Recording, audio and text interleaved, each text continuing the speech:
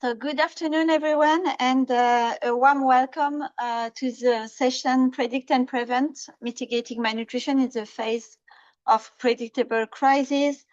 So welcome to you with us in Geneva, but also to those who are joining online from around the world. So my name is 𝗙𝗵𝗀𝗶𝘀𝗵, and I serve as a Global Nutrition Cluster Nutrition, Climate, and Anticipatory Action Advisor. And I'm very, very pleased to welcome you on behalf of the Anticipatory Action and Nutrition Taskforce hosted by the Global Nutrition Cluster. Next slide. So let me just begin by reminding you of the main objective of the session. So we will explore how early warning system and nutrition anticipatory action can prevent deterioration in nutrition outcomes. So we really at the core of this session is we are looking for a shift in mindset, really moving from more reactive response to more proactive nutrition programming. And so we have set the three outcomes from this session. So we will look at innovative, predictable tools that help translate early warning signals into actionable triggers. We will also hear from a practical country example of anticipatory action system for nutrition developed with stronger involvement of national actors. And finally, we will explore what it takes to create an effective ecosystem for anticipatory action for nutrition. And we will specifically discuss issues around coordination, learning and innovation, localization, and why not funding too. So next slide. So let me just walk through the agenda. We have a very exciting agenda today. I will start just by with a few introductory words, just presenting you the task force and also why it's very timely to discuss on nutrition and anticipatory action. Then we will, the session will unfold in three main segments. The first segment, we will discuss nutrition early warning with speaker from ACF, from the SMART team hosted by ACF Canada and from FAO. Then we will have the second segment will have Mali, Zimbabwe, and Yemen, providing some concrete example of how the work they have done with local actors to develop anticipatory action for nutrition. And finally, we will have a time for discussion, for collective thinking around what it is this ecosystem we want for anticipatory action and nutrition. And for that, we will have some lead experts helping us to discuss here in the room and also online. And we will just close with a very short overview of what could be our next steps, and they will be the closing. So just to introduce your facilitator for today. So I already introduced myself. So as I said, I'm co-chairing this Anticipatory Action and Nutrition Task Force. There is also my great colleague Angeline next to me. She'll be also supporting the facilitation of the different segment today. She's the deputy coordinator of the program team for the Global Nutrition Cluster. Next slide. Before getting into our technical content, a few housekeeping rules, specifically for our online participants. So the webinar is being recorded. It has already started. All the recordings, the slides, and other resources will be made available on the GNC website and shared with participants soon afterwards. We are providing a translation in English and French for the room. So all the discussion will be in English. However, for participants online, you can select the language you prefer by clicking on the globe icon for French or English. Participant online, so just feel free to introduce yourself in the chat. your name, where you come from. And also just mics and camera are turned off for all participants. There will be no Q&A session. However, as I said when I presented the agenda, we will have a time for discussion. So there will be this dedicated time for reaching all the issues that you have around anticipatory action and nutrition. And finally, if you have any other question, online participant, please feel free to put them in the chat, and there will be colleagues moderating the chat.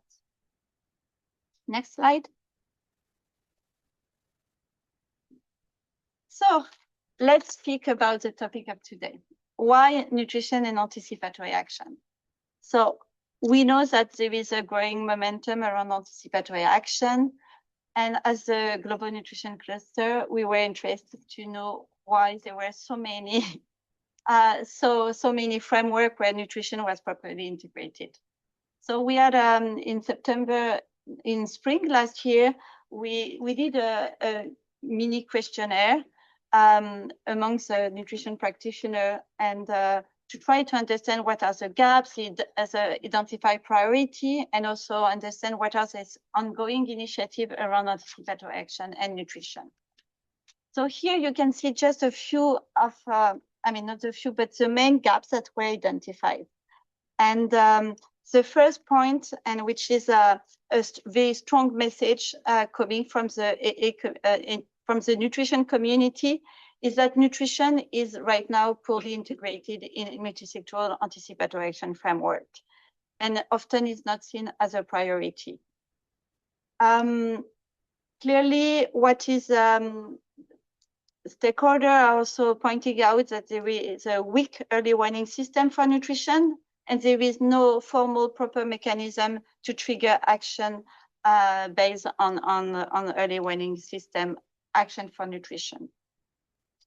At country level, there is still limited capacities on anticipatory action, specifically thinking about the actors working on nutrition, so the health authorities, local authorities, community leaders, local and nutrition partners of the nutrition sector.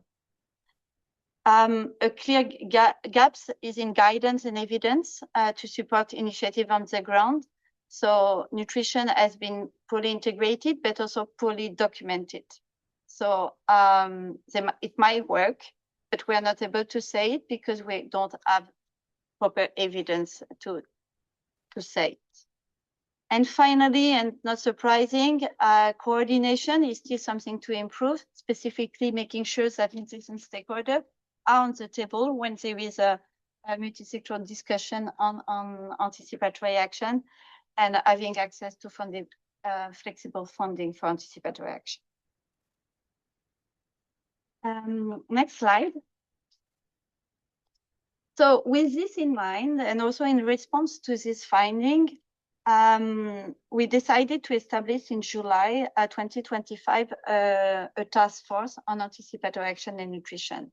So this task force is currently hosted by the Global Nutrition Cluster and co-chaired by the Climate Crisis Working Group and the Nutrition Information System Working Groups. We thought that it was important to bring the data side with more the programming side to discuss anticipatory action. The objective of this task force is really to drive concrete action aligned with country level priorities.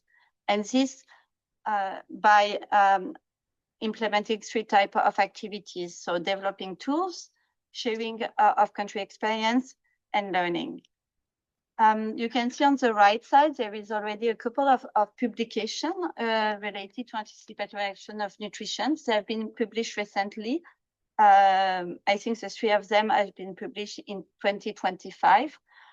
There is a guidance that has been released by WFP.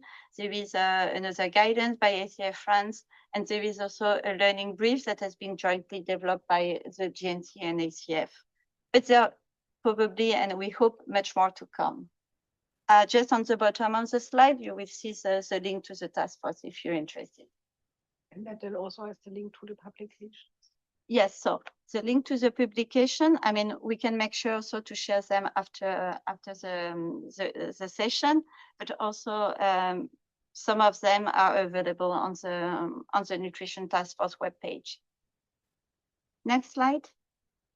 One of the initiatives that has been really kind of successful so far is with the task force has been to launch a webinar series, just with this idea to bring country practices, their operational tools, and to be able to share those experiences. So we had already 3 sessions. Today is the 3rd session. We had a session in December about this WFP new guidance. We had a session in January where we discussed locally led anticipatory action for nutrition from a country with from a project with 2 pilot countries, South Sudan and Yemen. And today we have this 3rd session with both you in Geneva and people online. Next slide.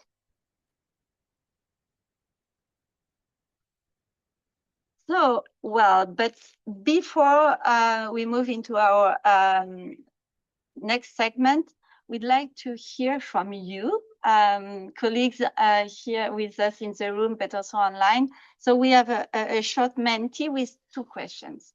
We'd like to have a sense, try to understand the extent to which you have already integrated nutrition into anticipatory action programming. So here's the first question. Please, you can use the QR code. Can you take off the... And we can do this because you can't access this. Yeah. So, sorry, we had an issue in the room. We couldn't see the Menti, the QR code. So please use scan the code and tell us how far, I mean, yeah, to what extent nutrition is already part of your programming on anticipatory action. You have a scale, 4-point scale, so from not at all to fully nutrition sensitive.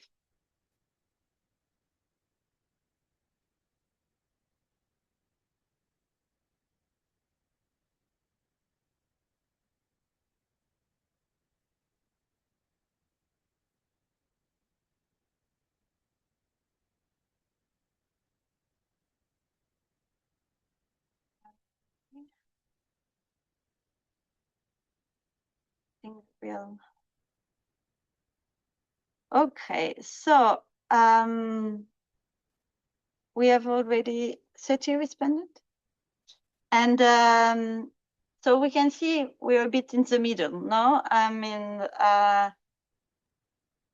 we are somewhere between a little and somewhat, so which is quite encouraging because we are started the journey, but we haven't finished yet.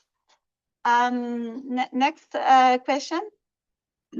So the second question is very linked to the first one, is to understand what do you see as the main challenge in advancing anticipatory action for nutrition? So, I mean, from the first question, we understood that, yes, there has been a bit of work done, but we're not fully there. So what are the challenges you're facing?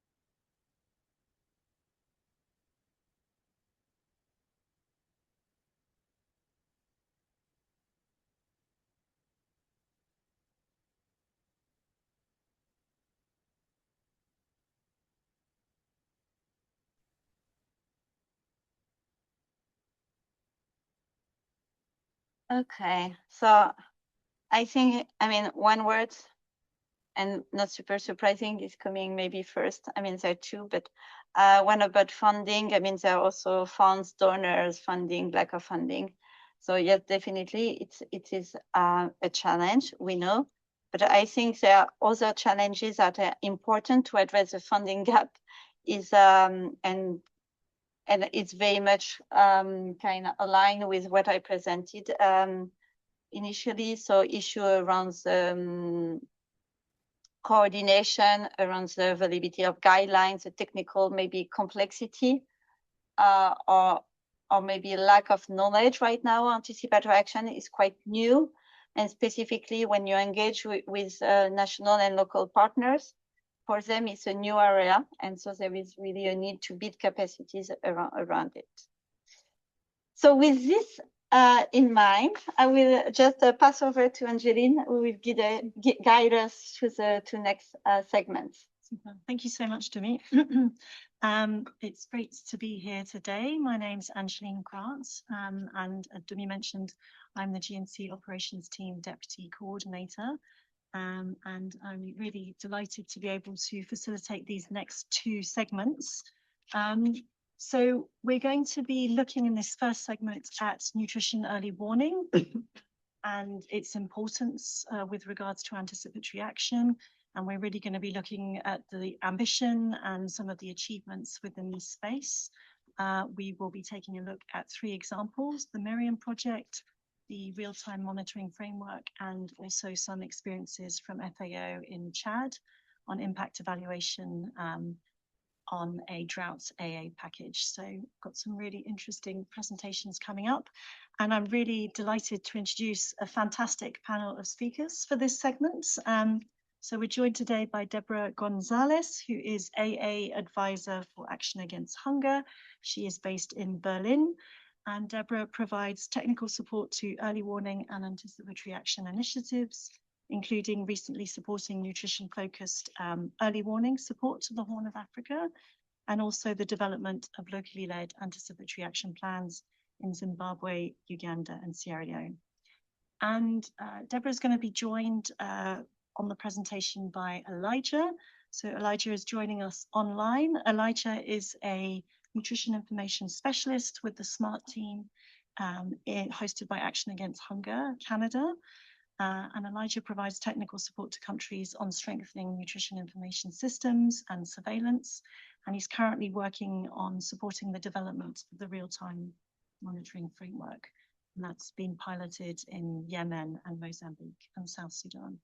And we're also going to hear from 𝗙𝗿𝗃, who is a socio-anthropologist specializing in undernutrition in emergency contexts. And 𝗙𝗿𝗃 serves as the emergency and resilience specialist at the FAO, focusing on integrated livelihoods and a One Health approach to preventing acute malnutrition in fragile contexts. So 𝗙𝗵 and 𝗙𝗵, over to you to share more on the application of Miriam and RMF for anticipatory action. Thank you very much, Angeline. And again, welcome everyone. So we already saw now in the Menti, one of the things that's also sometimes lacking when it comes to anticipatory action that's more nutrition sensitive is data scarcity, good knowledge, and an evidence base that can help anticipatory action actors, but also general practitioners to undertake actions where they are most needed and as early as possible. So one of the initiatives that is trying to do that and has been a pilot in the Horn of Africa in the last few years is the Modeling Early Risk Indicators to Anticipate Malnutrition, in short, Miriam initiative. And why is it so important to do this? I'm probably preaching to the choir here, but 45% of deaths among children under 5 are linked to malnutrition. For those who do survive, of course, there's long-term negative repercussions as well. And nearly 50 million children worldwide suffer from moderate or acute malnutrition with long-term negative developmental consequences. And that's why it's so important that we think about how can we move, flatten the curve, not just do the response when we see people already suffering, but act as early as possible to mitigate the crisis. And so with that in mind, we have this central question of, can we actually forecast acute malnutrition predictably, reliably, and know what the prevalence is going to be in particular areas before it crosses set thresholds? And this is something that has not just, we can go to the next slide, not just been an issue for Miriam, but for nutrition early warning in general. We have ambitions and sort of needs. We want to lengthen the lead time for action. We want to capitalize on the existing data sources. A lot of data is already being collected, nutrition-specific data, but also data on conflict, data on climate factors, etc. How can we use all of that to get to better results? We want to have replicable analysis, something that people can understand and follow and know why it is so important, and that it's also the right thing to act early, because we know reliably that something is going to happen.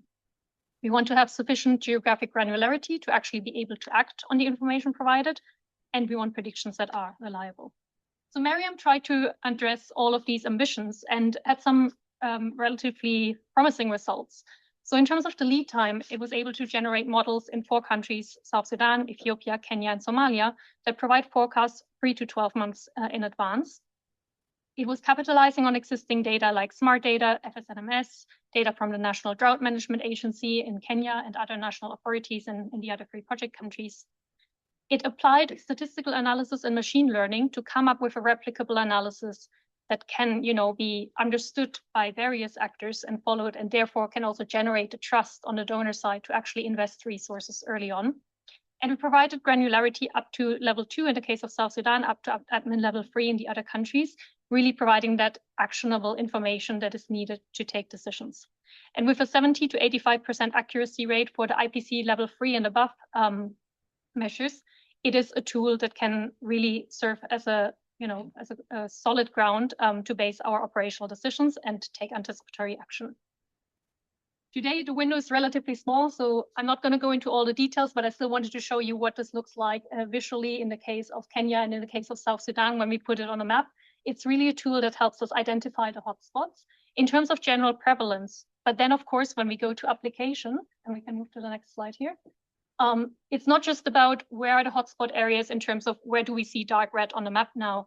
It's also about doing this red flag analysis and contextualizing with what has been going on in these areas before. Is what we're seeing on the map a significant deterioration vis-a-vis where we have been maybe a year ago or in the more longer term past. So finding the locations where the predicted prevalence rate exceeds the historic average by more than a set threshold, and we can collectively decide, and nutrition actors are best placed in their individual countries to decide what are those thresholds. If we are 5% above normal, is that where our threshold is? Is it 10% above normal? Is it something lower? This can be location specific, but the data is there to undertake this type of red flag analysis.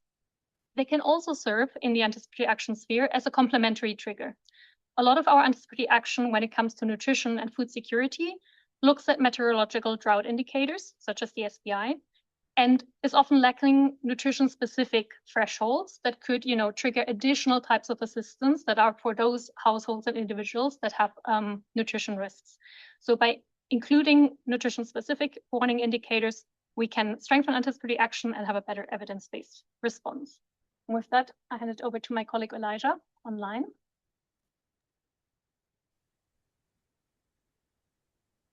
Hello, can you hear me?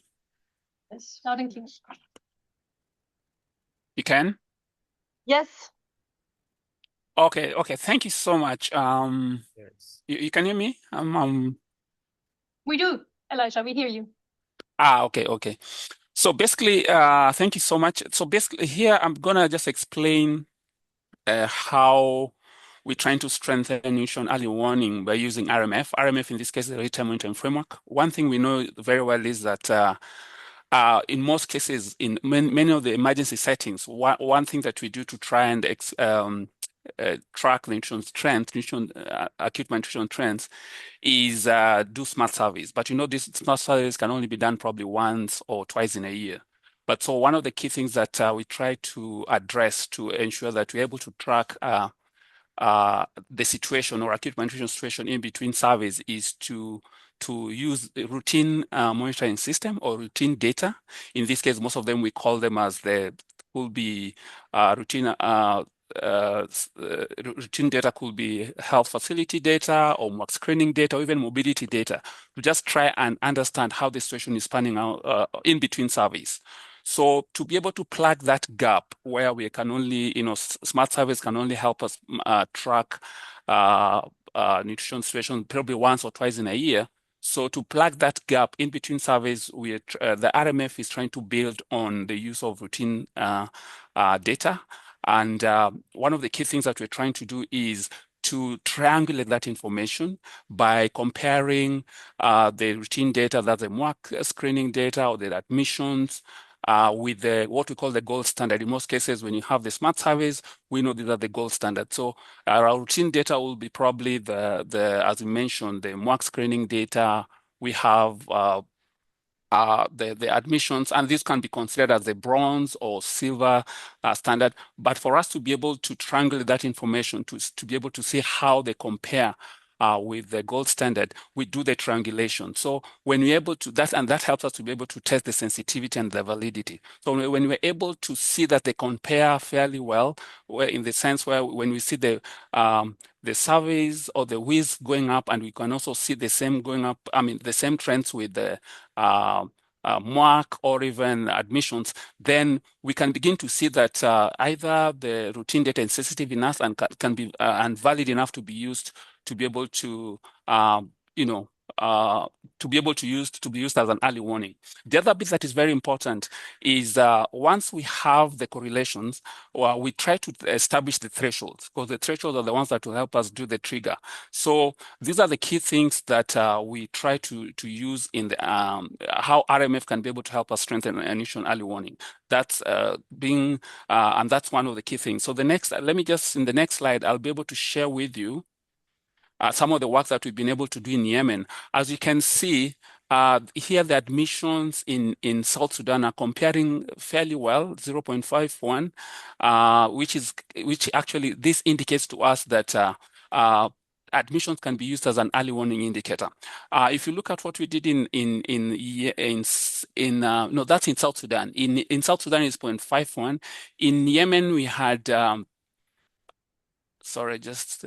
in Yemen, we had 0.52 to 0.62, which shows that it's a very responsive system. So based on these correlations, we are showing it's indicating to us that it's possible for us to use our routine data to monitor how the situation is changing in between surveys, or even in cases where we don't have surveys. So this is one of the key ways that we're trying to use to strengthen early warning in nutrition, in between surveys, or even where we don't have smart surveys, which are considered to be the gold standard. So maybe with that, I want to take it back to Deborah.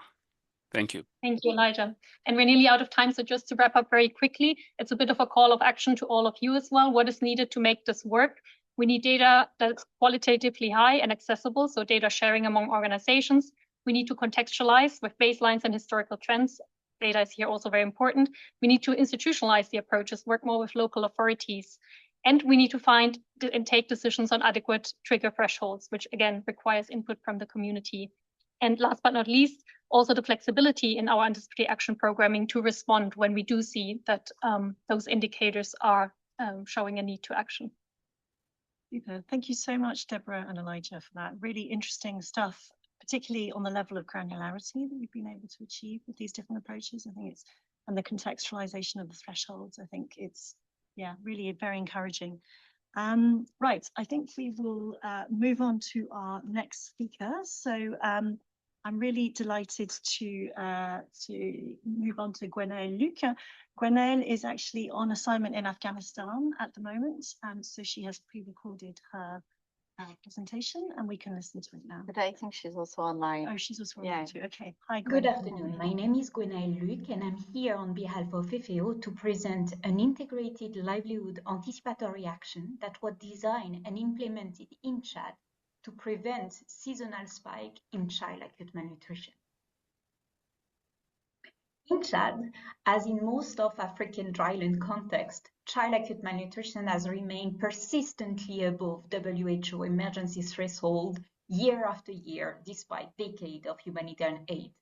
Much of this aid has been mostly reactive, focusing on treatment and food assistance. And while this is essential, these approaches have shown some limitation. As illustrated in one recent study, up to 63% of children are relapsing into acute malnutrition or dying within 6 months after successful treatment. This example highlights that in a context of shrinking humanitarian funding, there is a strong case for getting ahead of the problem. and prioritizing anticipatory and preventive solutions to truly break the cycle. Over the past few years, 𝗙𝗴𝗶𝗀𝗶𝘀 has worked with several partners to better understand and identify the root triggers of acute malnutrition that are embedded within local livelihood systems. And the triggering pathways linking livelihood system to acute malnutrition are multiple. Of course, they include impact on household food security, which in turn affect children's diet, but they also extend beyond that.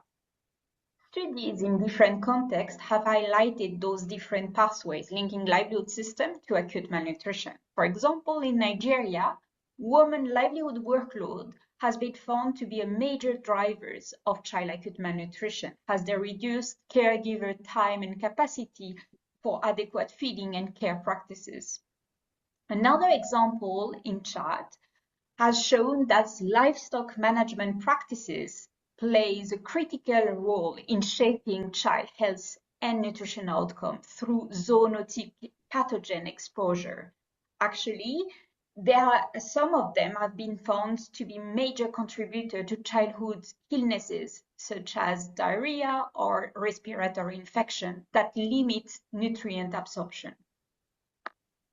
So by bringing together decades of nutrition data, studies have shown that child acute malnutrition follow a clear seasonal patterns years after years in African dryland, where agro-pastoral and pastoral livelihood dominates.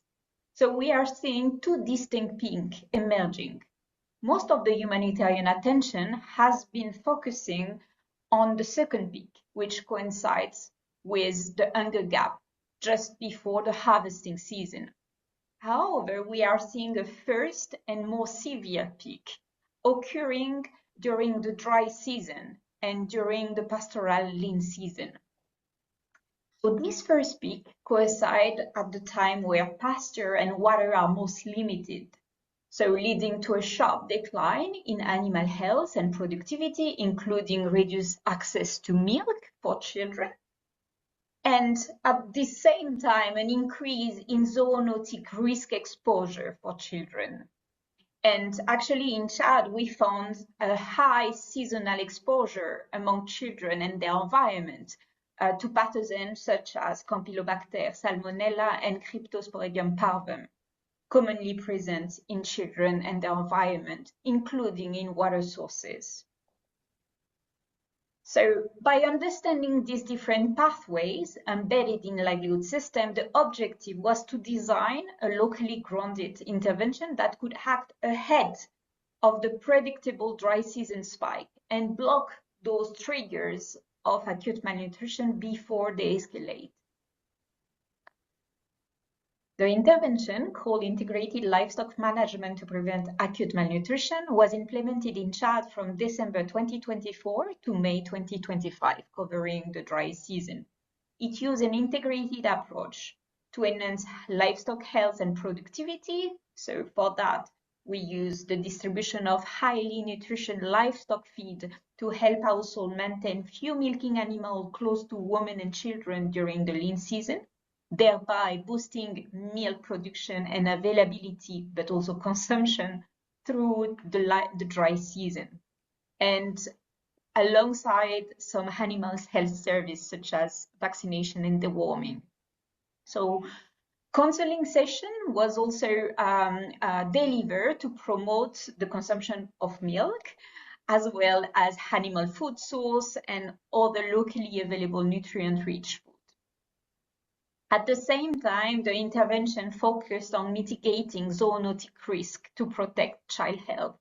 So this includes the provision of some input, including water treatment and some soap, together with some counseling session on improved livestock management, for example, where animals are kept within the household compounds, where they are watered, and some health, animal health practices.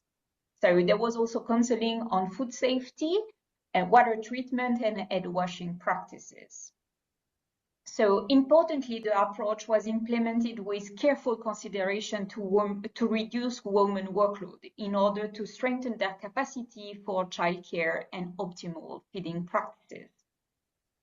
So we evaluated this intervention through a randomized control trial. As shown in this slide, the red curve represents the control group, which experienced the expected seasonal spike in acute malnutrition, while the blue curve represents the intervention group, where the integrated approach successfully mitigates this spike by acting ahead of the triggering pathways. So the intervention group show a 83% reduction in severe acute malnutrition among children, together with 63% increase in milk production, 60% increase in milk consumption among children. We also observe a significant reduction of E. coli in household water, which contributed, and this reduction of zoonotic and pathogen load, contributing to a reduction of more than 50% of diarrhea and respiratory symptoms among children.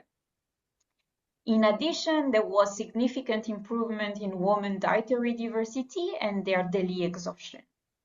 So in terms of household food security, households in intervention group were 60% less likely to experience food supply shortage, and were able to avoid negative coping strategies such as distressed sale of livestock during dry season.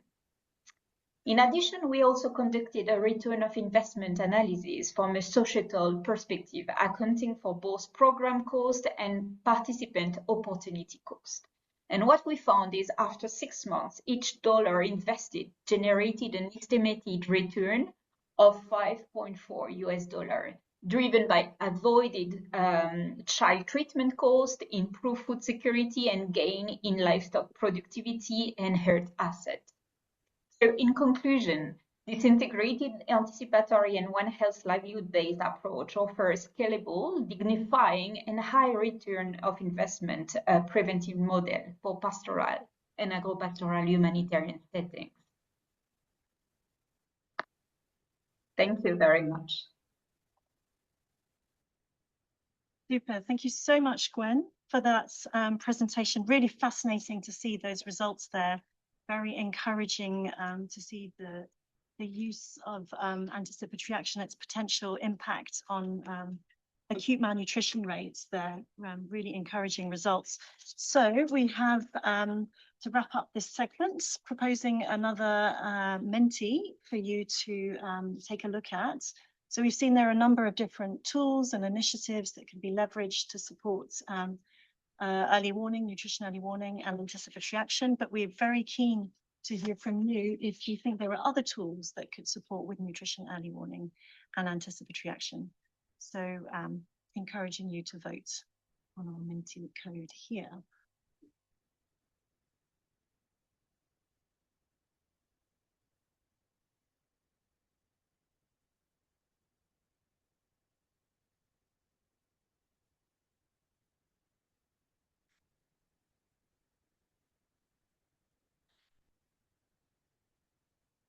So we see some interesting suggestions coming through. Obviously, the public health aspect with the disease tracking, event-based surveillance.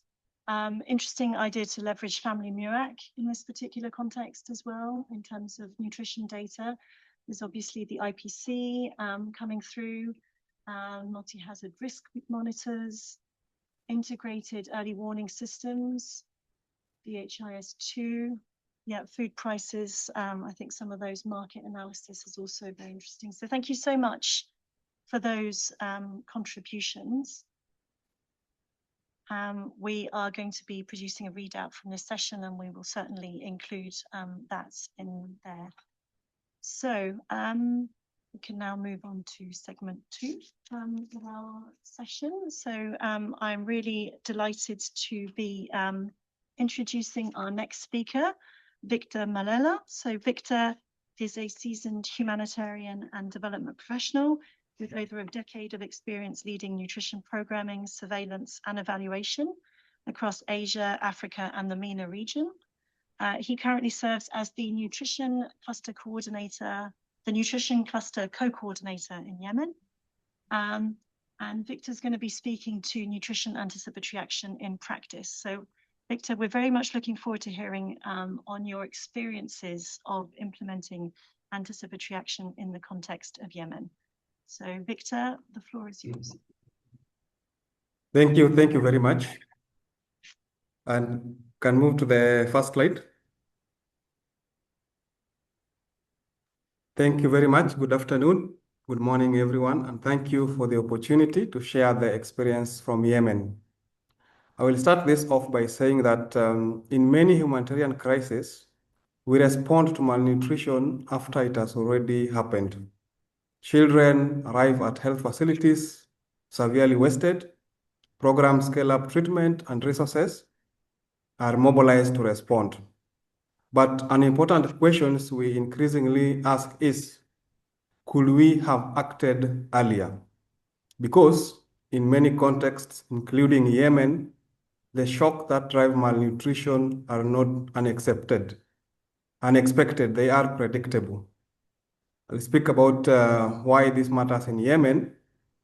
In Yemen, nutrition deterioration is often driven by recurring seasonal shocks. And these include disease outbreaks during rainy seasons, flooding that disrupts services, food price increases that affects diets, and displacement that interrupts care and feeding practices. These risks occur in an already fragile system where services are stretched and humanitarian funding is limited. So the key point is simple. We often see these risks coming. Next slide. So what is the gap? Yemen actually has monitoring systems. We have nutrition surveillance from Semaine programs. We have disease surveillance alerts. We have market monitoring and climate early warning. So the problem is not necessarily the absence of data. The problem is that early warning rarely translates into early nutrition action. As a result, responses often begin only when malnutrition already has started to rise. So, anticipatory action aims to close that gap. Next slide.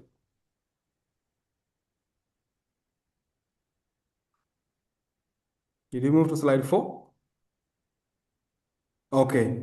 So to address this, the Nutrition Cluster and partners developed a Nutrition Anticipatory Action roadmap. The approach focuses on 4 principles. First, we use existing systems rather than creating new ones. And secondly, we strengthen the link between signals, decision-making, and early action. And third, we ensure that anticipatory action is multi-sectoral, working with health, wash, and food security actors. And fourth, anchor leadership with government institutions and local actors. The goal of this is to make existing systems work earlier and more effectively. Next slide. So how does this roadmap work in Yemen? Operationally, the process is straightforward. Early signals are detected through nutrition surveillance, disease alerts, climate information, or market monitoring. These signals are analyzed jointly by partners, government counterparts, and local actors. If risks are validated, pre-agreed early nutrition actions are triggered before deterioration escalates. Local actors then implement these actions on the ground. So the aim here is to shift from reactive response to preventive action. Next slide. So what are some of the examples of early actions in Yemen? So importantly, the anticipatory action does not require completely new interventions. Instead, here it focuses on no regret actions that partners already know how to implement. And some of the examples in Yemen include early nutrition screening before seasonal caseload increases, pre-positioning nutrition supplies before floods, strengthening service readiness during disease seasons, and intensifying infant feeding, counseling, and community outreach. These interventions are familiar. So the key difference is timing, and that is acting earlier. Next slide. To operationalize this roadmap is structured into around 6 pillars. And these pillars include early warning and analysis, trigger and decision systems, anticipatory actions, financing readiness, governance and coordination, and learning and adaptation.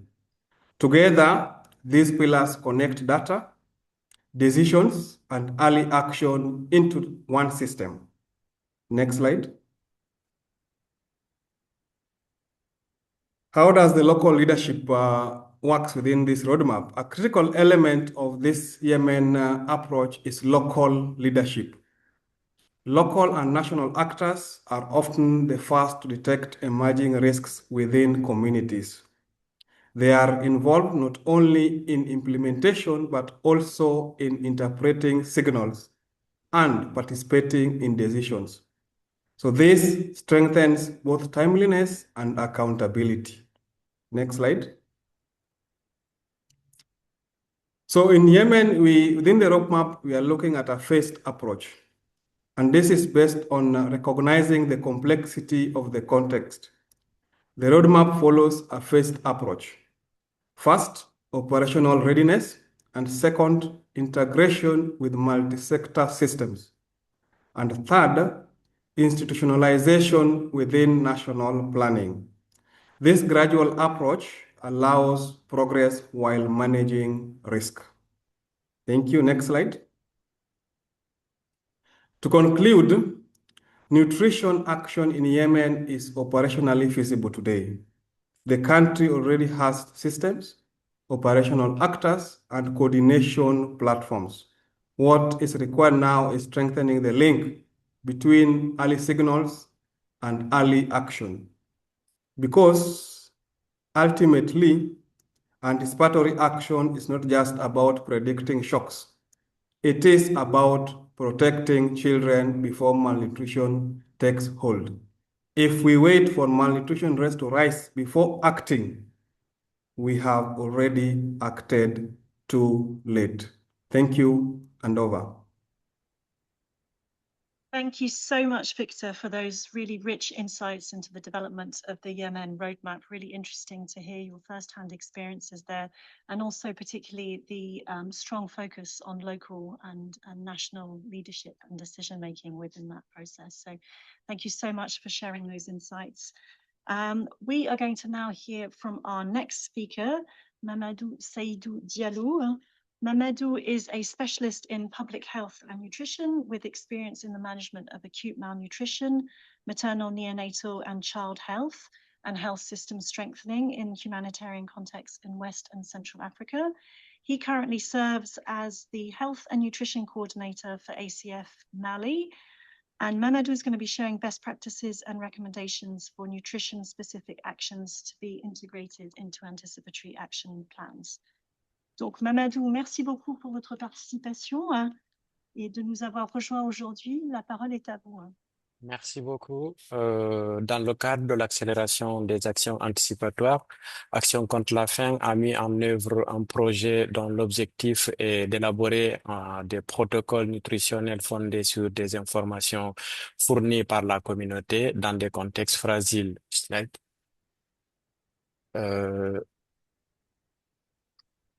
Slide.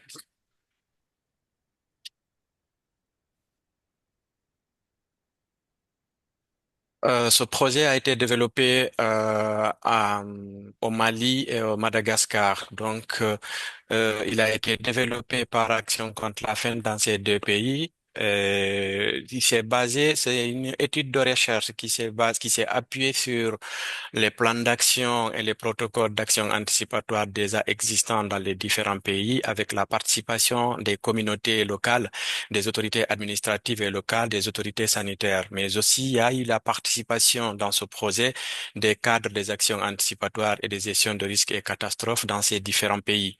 Elle a permis de prendre en compte aussi toutes les composantes des actions anticipatoires allant du système d'alerte précoce, des activités, de la mise en œuvre des activités et aussi du financement des activités, de la coordination jusqu'au suivi évaluation. Tout cela est disponible et partagé sous forme d'expérience qui a été capitalisée et fournie dans une plateforme dont mon collègue en a parlé tout au début de l'action. Slide. Alors, slide.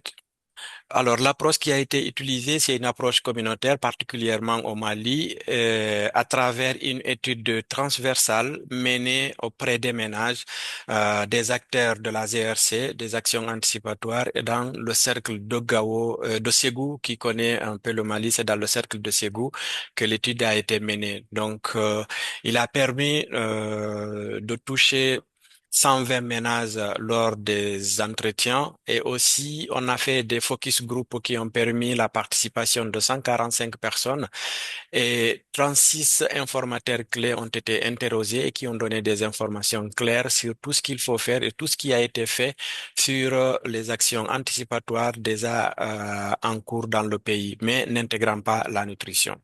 Après cette évaluation, l'analyse a permis d'organiser 2 ateliers au niveau opérationnel et au niveau national. Ces 2 ateliers ont permis non seulement de partager les résultats des différents résultats de l'enquête, mais aussi de proposer des recommandations pour l'intégration de la nutrition dans le protocole d'action anticipatoire. Et cela a permis la participation de 53 personnes qui ont élaboré des recommandations. 5 ont été retenues par le ministère de la Santé, qui a été intégré dans le protocole dont on voit en image dans le plan d'action anticipatoire des inondations fluviales au Mali, parce qu'au Mali, il y a plus que d'inondations fluviales.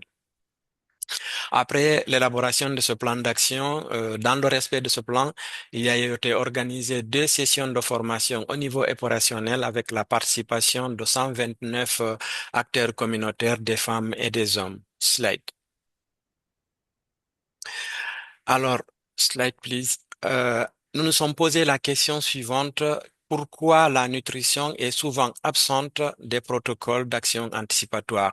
Ce qui a été retenu et ce qui a été observé dans les différents pays, c'est qu'il y a toujours une multiplication des chocs qui entraînent la détérioration rapide de l'état nutritionnel des enfants, particulièrement et aussi des femmes enceintes et allaitantes, mais aussi des personnes âgées. Il y a la capacité du système communautaire et sanitaire qui demeure insuffisant pour anticiper, prévenir et répondre efficacement aux chocs. Il y a un système d'alerte précoce présent, mais limité en matière de compréhension et en matière de diffusion d'informations et de coordination. Alors, la prise en charge intégrée de la malnutrition aiguë, la prise en charge des maladies de l'enfant ne ressort pas souvent dans ces différents protocoles et plans d'action. Donc, le mécanisme de préparation d'action anticipatoire au niveau communautaire demeure limité, réduisant la capacité communautaire face aux chocs et pour atténuer les effets des différents chocs identifiés au niveau communautaire. Slide. La seconde question qu'on se pose, slide please. La seconde question qu'on se pose est de comment mettre à l'échelle tout ce travail qui a été réalisé non seulement au Madagascar, mais aussi au Mali et qui a été capitalisé.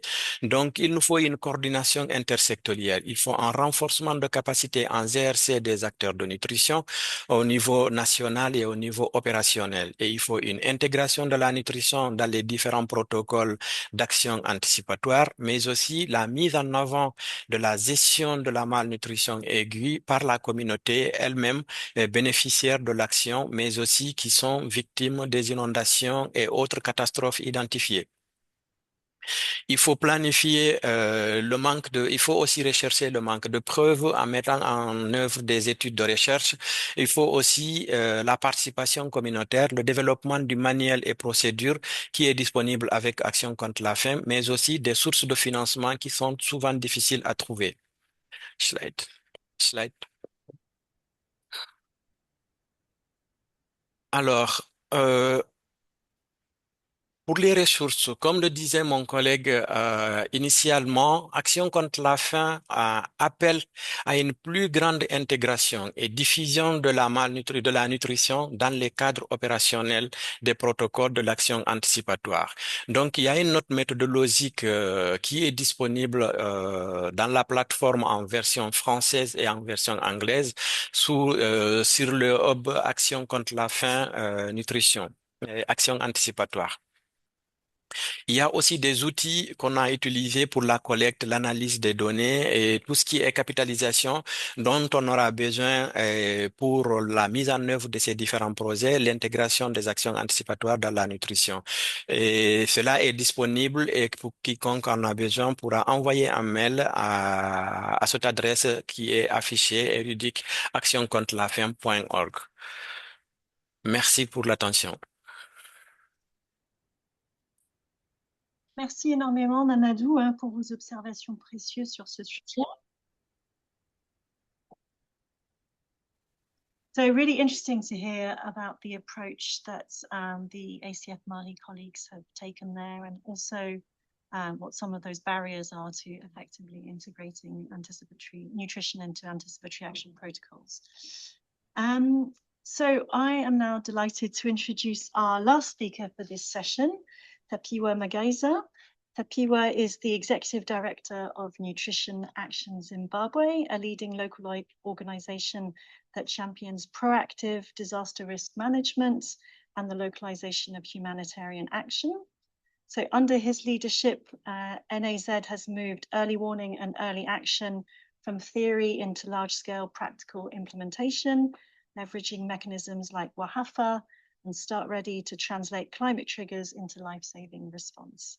So 𝗙𝗵𝗴𝗶𝘀𝗵 is going to be providing insights into how local actors can meaningfully shape nutrition-sensitive anticipatory action. So 𝗙𝗵𝗴𝗶𝘀𝗵, the floor is yours. She did that introduction so well. I was waiting for the guy on the screen to start speaking. But it's great to be talking on this conversation on localization at a time when the humanitarian system is at an inflection point. I think we see that funding is going down, the needs continue to be rising, and yet still for malnutrition, which is a very predictable sort of crisis that we see months in advance, we still wait to act when the emergency has already incurred. Now, at a time when scale-up of cash assistance was happening, I think the question every time was always, why not cash, right? It was easy for people to sit in a room and always question, why not cash? And I think when we look at anticipatory action for nutrition, we should also be asking the same question, why not local, right? It's very critical for us to be able to start looking at the criticality of incorporating the voices of the local people, the actions that happen at the forefront, but also, the importance of incorporating the ideas and the implementation that local actors bring to programming. Today, if we want to operationalize anticipatory action, we must really ask the question of why not local? Because the communities that are experiencing these challenges are not passive recipients of aid, but they're the primary managers of the risk. They're also the primary custodians of the resilience. And anticipatory action cannot succeed without locally led systems that realize that localization is not just proximity, it's not just commitments, but localization is power, it's financing, it's decision-making, it's authority, it's agency, but most of all, it's also dignity. Now, I'll share a few insights into what could truly foster local leadership. And this is taking from experiences in the work that we have done at NAZ. I think critically, we have to realize the importance of fostering inclusive leadership. And a truly localized response cannot centralize power in just a few elite institutions. To ensure safety and nutrition security of affected populations, leadership must be structurally inclusive of the local communities and the actors. And this is also including marginalized groups, women, youth, people living with disabilities, to ensure that their voices in early warning leadership and coordination are heard. I think we cannot talk about localization if we're not amplifying the local voices. We also have to look at co-designing triggers. It's very great when we talk about the great meteorological data, the information that the satellites have given us. But I think when we look at anticipatory action that is truly localized, we also have to start to incorporate triggers that are nutrition sensitive, that don't only rely on meteorological data, but are also incorporating what we see in the communities, indigenous knowledge systems. True leadership, I believe, will require phased triggers, mechanisms that are co-designed with communities that take into account the weather-based information that we have, but also realize the criticality of local information. So with phased triggers, for example, we could have the first trigger being meteorological, but the second trigger is activated by local real-time monitoring information. Health workers that are telling us the changes in the diets, telling us the changes in the negative coping mechanisms, and also identifying the changes that are happening in the local market. That's information that communities will tell you firsthand is affecting their day-to-day lives. I think also when we look at implementation of anticipatory action for nutrition, we have to look at local leadership at the forefront of implementation. And anticipatory action success will be tailored within local actors being at the forefront of that rollout. This includes local organizations leading pre-identification of households at risk, local community groups identifying the people that are at risk of malnutrition, mid-upper arm circumference monitoring, but also disseminating contextualized early warning messages before the peak of a crisis. When we capacitate the right people, they're able to translate that message into the right way that communities can truly understand. They should be at the forefront of that work if we want success. Then we also have to look at embedding anticipatory action into statutory systems. Standalone projects that are anticipatory action run by international actors and several other actors, they are fundamentally unsustainable. I think true local leadership means that anticipatory actions are truly embedded into existing national disaster risk management policies and health frameworks, ensuring that they outlive any single donor-funded project, but are well integrated in a community level system. So there are a few barriers that we've identified. Next slide. Key things, and I've just touched a few from our experiences that we've seen over the couple of years. What we face is not only a resource constraint. I think we're also looking at a system design, for lack of a better word, failure. I think the system doesn't just suffer resource scarcity. So we have to be able to realize where power truly centralizes. Our system inherently centralizes power, data, resources away from the local level. Decisions and leadership in another area, while implementation and exposure is happening in another area. If we are going to truly make successful anticipatory action for nutrition, we have to be able to identify and fix this design issue. Then there's also the conversation of the pilot trap. Once every couple of years, we run another pilot. We try the pilot, it's successful, we run a second pilot as well. And I think we have to move beyond the point of pilot traps.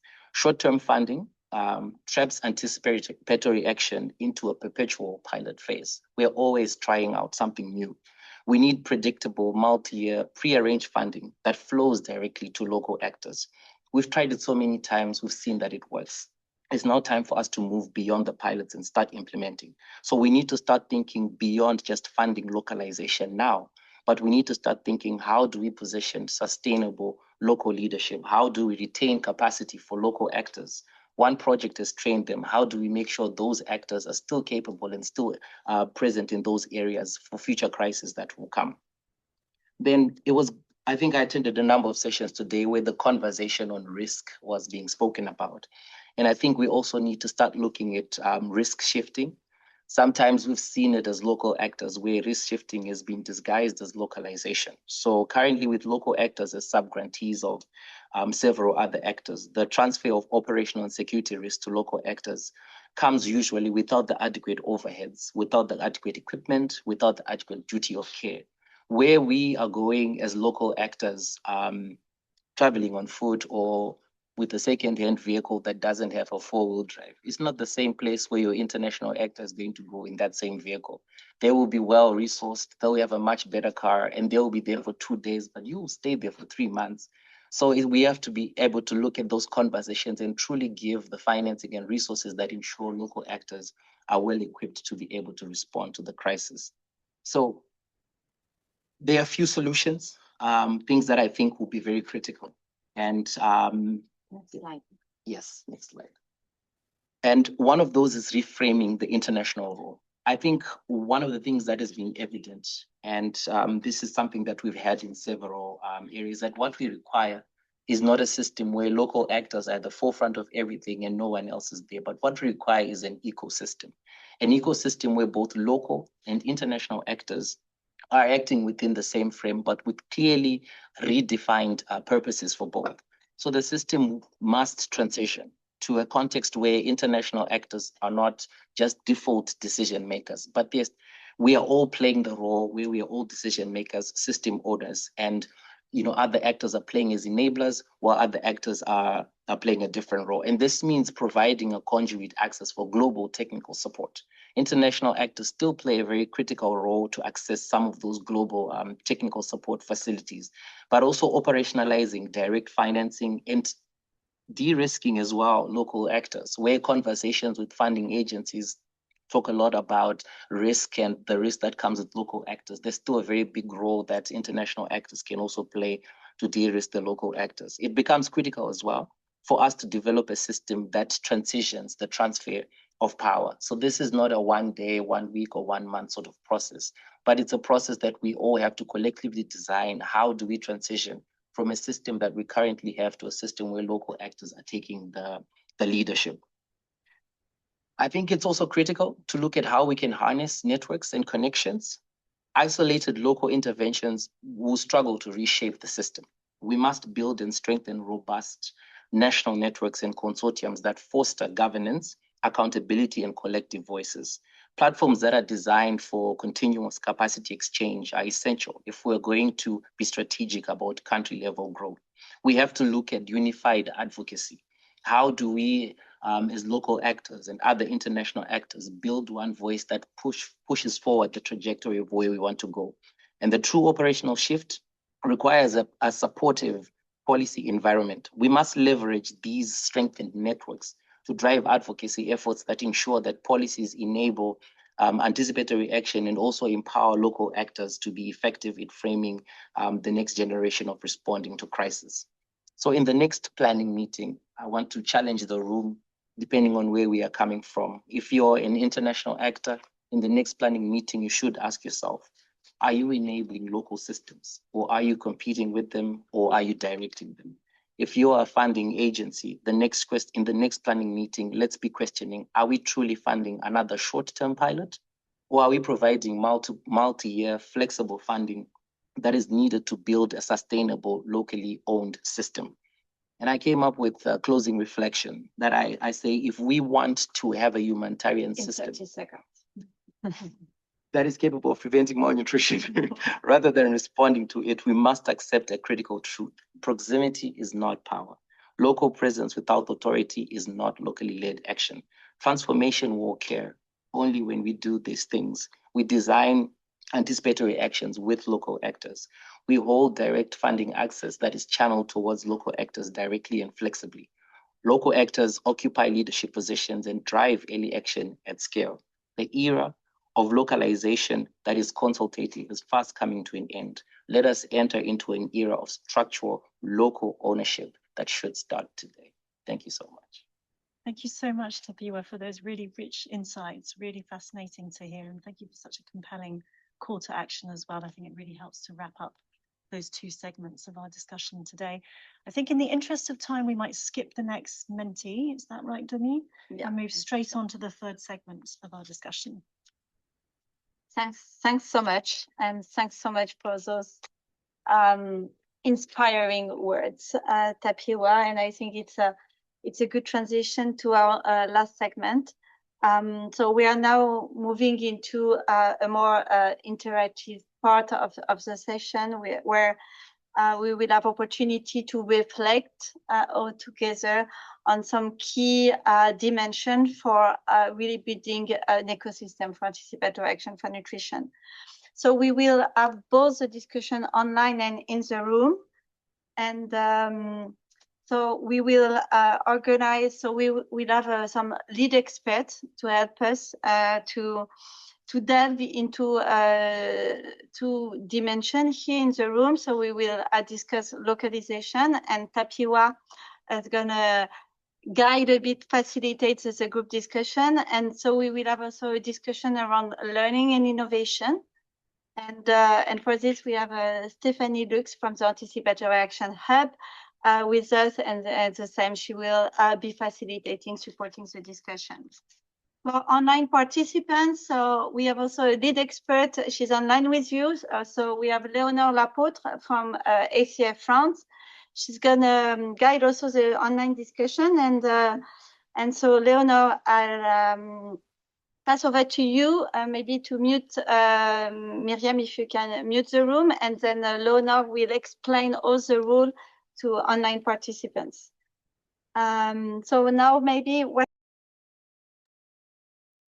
Hello everyone online. How are you today? Can you just confirm that you can hear me well? Yeah. Yes, maybe. We can hear you. Okay, great. Nice meeting you today. So I'm going to share my screen with you so that we can have an interesting and participative discussion. Okay, share screen should be here. Yes, share. Okay, so we have created a Padlet for you today, and I'm going to post in the chat the address of the Padlet so that you can all join. You can also join through the QR codes that should appear right now on the screen, just giving you a few seconds to join.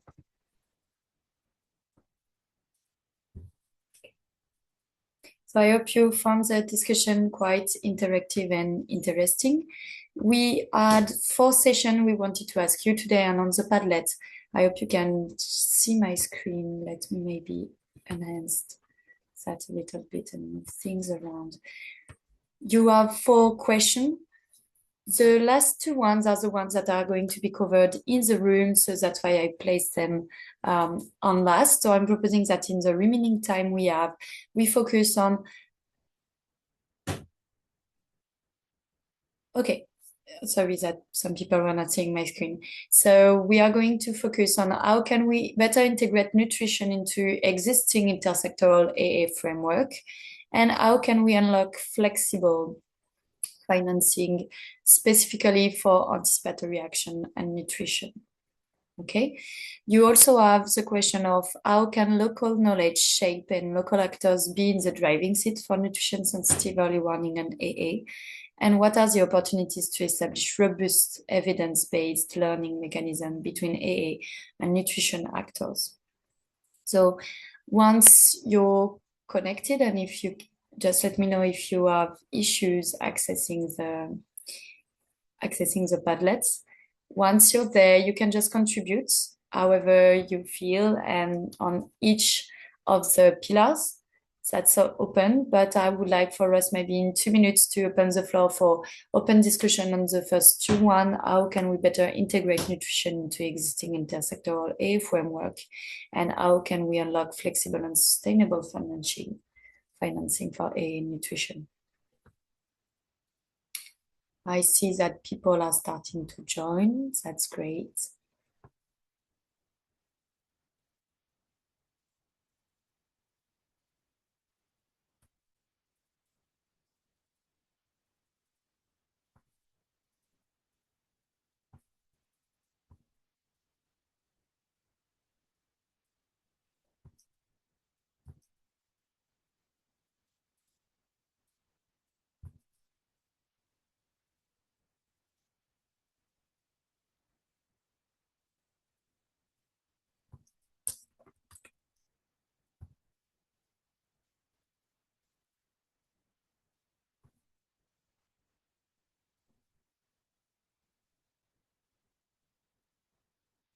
Okay, I see that you are starting to contribute, which is great. We have on the first pillar, can we better integrate nutrition into existing intersectoral AA framework? We have to include nutrition as an outcome of AA.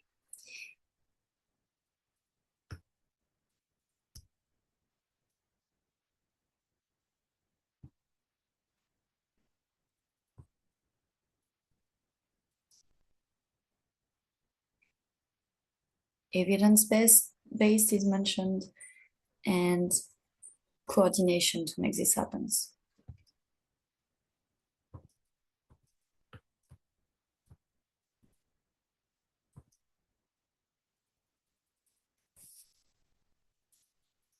Maybe I will ask for one of our participants, 𝗙𝗵𝗶𝗀𝗵, if she can maybe quickly and simply talk about the experience she had in Mali with Mamadou about how to integrate nutrition into existing intersectoral AA frameworks. So how she went about the process.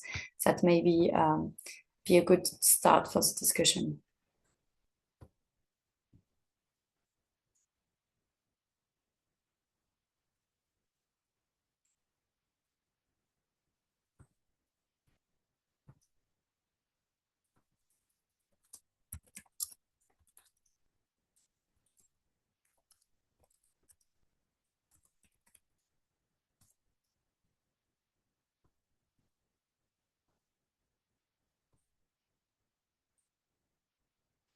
No, okay.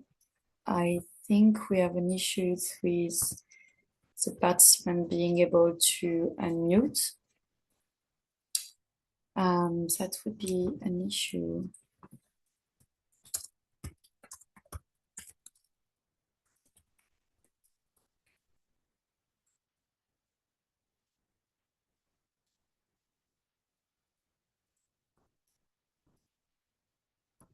So let me maybe be the voice, and you can all contribute on the Padlet as we find the solution. No, Esther, we can't. I'm so sorry. Well, at least I can't. So we have contribution on the first pillar to include nutrition as an outcome of AA. It needs coordination to make things happen, bringing relevant stakeholders together, building evidence around contextualized drivers, to guide on which data to collect for nutrition threshold and trigger, inclusion of nutrition from AA plan design. It is also a very good question. It should be included in the initial assessment used to develop anticipatory action frameworks in order to identify how synergies between sectors can be generated. I totally agree with most of what has been said, and that's what we've been doing and what has Mamadou presented in Mali and Madagascar. We started by complementing the existing vulnerability capacity assessment, risk assessments, and community exposure information that we had by context-specific and risk-driven question on what is the impact of flood on nutrition and nutrition care management systems. And that's how we were able actually to come up with specific recommendation. I think, however, that still we are facing an issue with the A framework being led by sector-specific organization. We all have our strong suit, let's say, and as long as it's one organization leading the process and not from the start a global, locally owned and maybe placed at national agency type of approach, we are at the risks that one sector or another might be overshadowed. I don't know if someone is raising their hand to speak because I can't see the participant. However, considering the time, and Miriam, if someone is raising their hand, just unmute them. Considering the time and things that some people are already contributing, we could move up to the second pillar, which is how can we unlock flexible and sustainable financing specifically for anticipatory action and nutrition. So there is the idea of return on investment of nutrition in AA. And then the second comment right now is unlocking flexible and sustainable financing for anticipatory action in nutrition means making sure money is available before crisis. So nutrition intervention like malnutrition prevention can start early.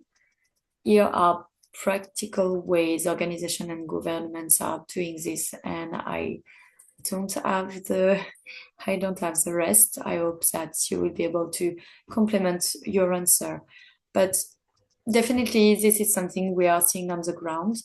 that funding remains a little bit locked and inflexible. We are funding for builds, and we are funding for fuel. We are lacking funding for the middle part, which would be, for example, maintenance, and we are lacking funding that are just overall that are covering the overall experience of anticipatory action. So definitely on the advocacy point, I see, Colleen, you're saying, I would be interested to think, according to you, what are the main advocacy channels or targets we should have, because we all know that funding is currently a constraint. How could we bring more actors to the table and to the funding table? Would you be, for example, interested in pool funds? How would those pool funds be shaped? Would it be inside or outside the already existing humanitarian coordination systems?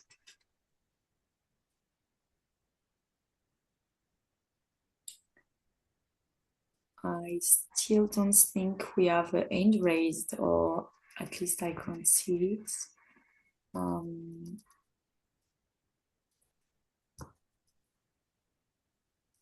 Okay. Lenore, it's Colleen. Can you hear me? Yeah, I can hear you. Okay, excellent. Maybe I'll just comment on the advocacy point. Definitely.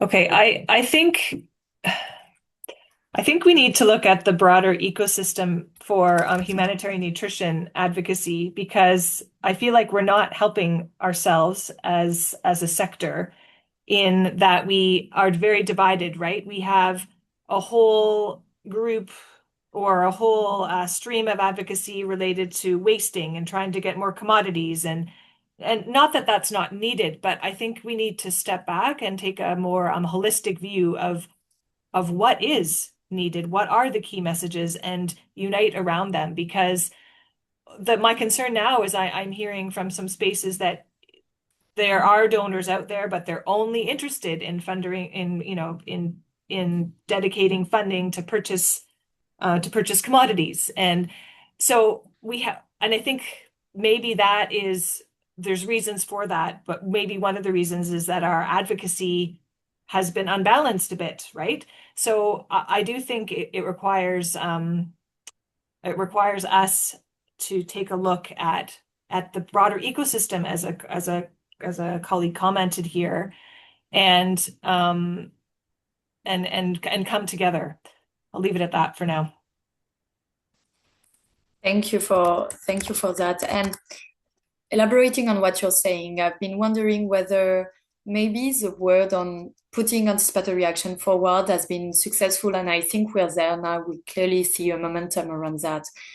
Do we think that this is now the time, as you say, to look even as anticipatory action as a broader and see the broader scope of disaster risk management, and we should already start to engage with donors and financial partners on, can you please fund the broader disaster risk management? And one part of it is anticipatory action, but if necessary, it could be response directly, and how we could better link all of this. And as you said, broader ecosystem of malnutrition is also sometimes to take prevention and mitigation measures even before anticipatory action. So I'm wondering whether we should also try to shift the narrative towards a more inclusive sector-wise, but also continuum-wise around disaster risk management.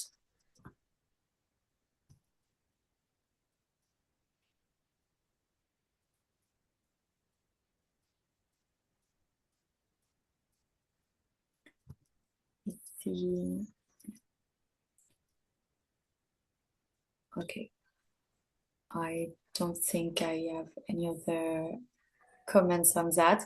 Definitely the point, also just to clarify, also the discussion for today was specific on AA in nutrition. It's because we have found that this was a gap so far and it needed strengthening, but the end goal is to have directly DRM mechanism in countries that are multi-sectoral and that are comprising of nutrition. That's what we did in South Sudan, Yemen, Mali, and Madagascar in 2025, where we did not create a new protocol for malnutrition, but we integrated, or we made the existing flood, for example, anticipatory action plan, nutrition specific and sensitive by reintegrating it. So definitely aligned with you there, Sergio. I think maybe in the few minutes we have left, let me check. Maybe 1 minute, if you would like to comment or contribute in the two other pillars, although they were tackled in the room as well, please do feel free to do so.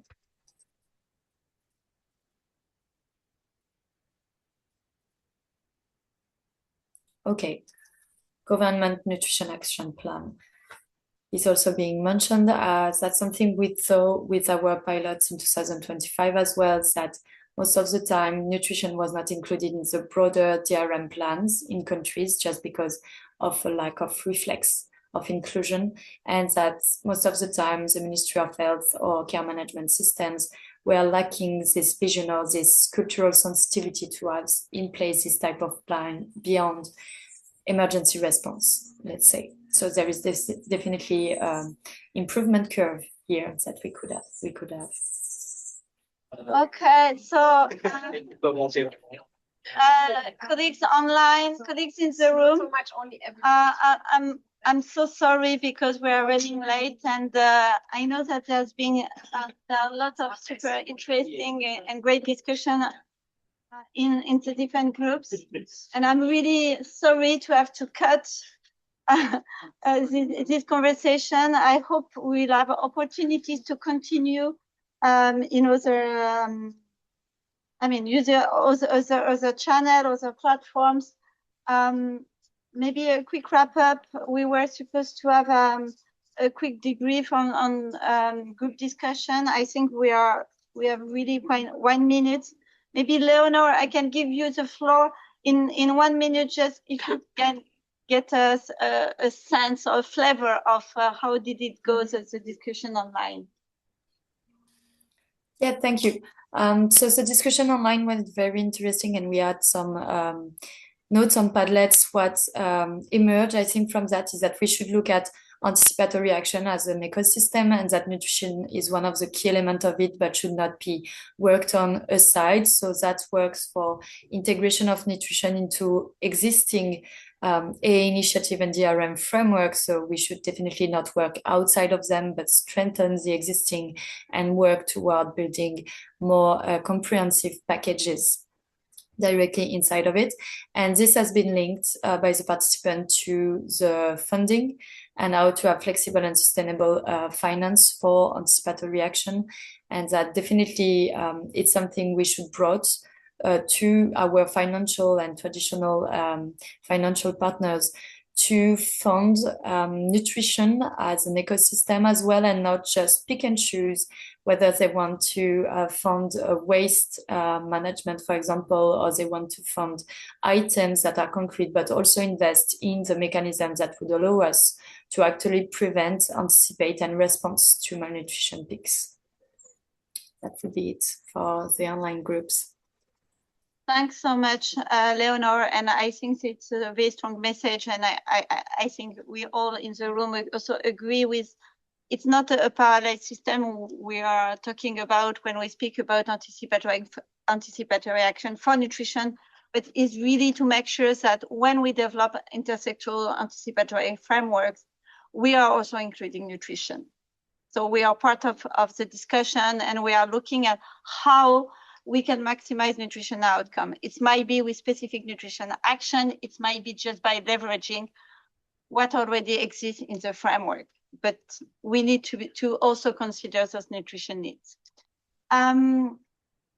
Stéphanie, is there one word you want to say about the discussion? So just, it's a bit in line with this, right? When we discussed what's needed in terms of evidence, it's very much linked to what's also needed in terms of evidence for AA in general, right? We need to show that actually the humanitarian impacts on the vulnerable population are reduced by acting early. And we need to some extent, show that there's a return on investment for the donors. Nutrition specifically, as you just mentioned, we also need to measure the nutrition outcomes, right? So to both for the regular AA that covers it, but also for AA specific for nutrition impacts to really show, which also means adapting baseline, endline. And for the learning, we just very much at the end said we could, as joint learning, look at what indicators do we use if we want to anticipate malnutrition as such, and maybe not linked to drought or flood. If we don't want to say we want to, it's not humanitarian to wait that the numbers rise already, but like what other indicators can we use? We should come up with learning for that. Thanks a lot, Stephanie. A big work to be done to really start measuring nutrition outcome for anticipatory action. And 𝗙𝗵𝗶𝘀𝗵, you have 2 seconds. So I think in our group, advancing assessments with local voices, clear governance that includes local actors, government ownership works for sustainability. When we also have the challenges of donor priorities with different interests, but government works effectively if everything is fine. When it doesn't work, it requires us to coordinate effectively. So good, strong, honest, credible partnerships, preparedness planning that includes government. And we're given an example of Somalia, where a well-structured, coordinated mechanism, government and different actors was able to give good success. I think generally those are good. Thanks a lot. Thanks a lot. I mean, I'm not going to go through this slide because I think all the discussion we just had speak about it. It's where we see our priorities, nutrition integration into existing AA framework, clear guidance, SOPs, capacities, strengthening, working with national, subnational, local level, knowledge sharing and evidence generation, and improve the coordination and advocacy. That will be our priority for the task force moving forward. Next slide. With that, I think we're just gonna close the session. A big thanks again to everyone with us in the room, online. It has been really a rich discussion. We had amazing speakers. It was really fascinating to hear about your work. Everything that has been discussed today, the recording of the session, the slides, and also we will prepare the one-page readout of a summary of the session will be available on the GNC website. So you have the link on the slide. Just for online participants, there will be a brief evaluation. It's going to pop up when the webinar will be closed. So please take 5 minutes just to respond to it. It's important for us so that we can improve for the next time. And with that, I think I just want to thank you all again for joining us today, and wishing you a nice rest of the day. Bye.